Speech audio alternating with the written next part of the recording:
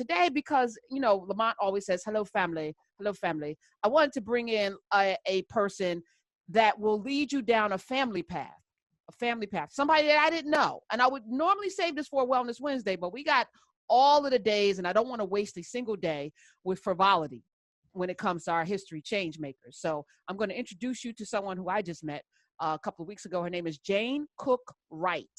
Jane Cooke Wright, also known as Jane Jones and Mrs. Jane Jones, born November 20th, 1919. She was a pioneering cancer researcher and surgeon, noted for her contributions to chemotherapy. In particular, Wright is credited with developing the technique of using human tissue culture rather than laboratory mice to test the effects of potential drugs on cancer cells. She also pioneered the use of the drug, I can't pronounce, methotrexate, yes, to treat breast cancer and skin cancer. Jane Cooke Wright. But Jane Cooke Wright took me down another path. Of course, she was born in Manhattan, which you didn't know.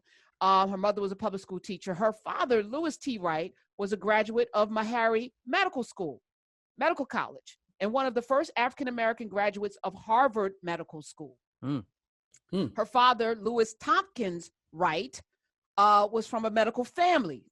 So, for all of you out there who don't believe that you could set your children up and your whole family up for success, I'm gonna tell you the story of the Wright family.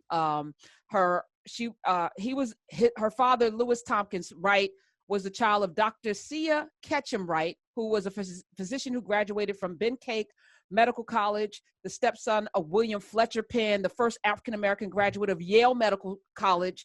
Wright's uncle, Harold Dadford West, was also a physician, ultimately president of Meharry College.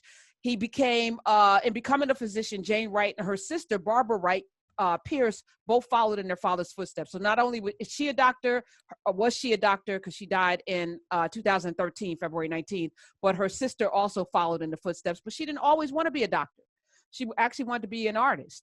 And her dad was like, that's, what do you do with that? And this is for parents out there, he didn't stop her from pursuing that.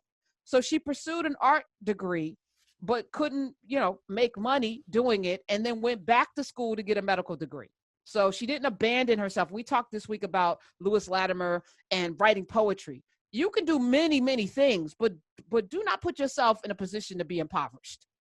And for those of you who are listening who feel like, oh, well, I gave up my dream, follow your dream. And if it leads you into a brick wall, go back and do what you need to do.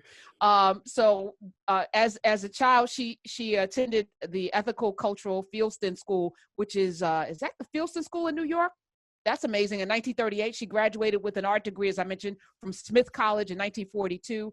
Then she went back and enrolled and graduated with honors from New York Medical College. She joined her father at the Cancer Research Foundation at Harlem Hospital. And as a family, they came together and did this. And I just wanted to spend time, and these are breadcrumbs every day. Like, we don't have time to go into all of the depth, but I wanted to focus on this Wright family. And as you start to find out about Jane Cooke Wright, more about her, and there's so much more on this subject, start looking at her father. Her father is a whole study in and of himself. Her grandfather is a whole study, a man born in bondage. You think about a man born in bondage and then ended up going to medical school and becoming a doctor, and inspired, to me, I think he was the launch pad to the entire family getting into medicine. And we need more people like this. I'm just thinking about my brother, Nana Yao, who also likes to write children's books. And he's got two little girls, he and Michelle Yabo, and they're both doctors. One's a PhD, one's a medical doctor. But I imagine, that their daughters are going to be inspired. I've seen him sit with them and teach them the body parts, and they're little, 3 and 5.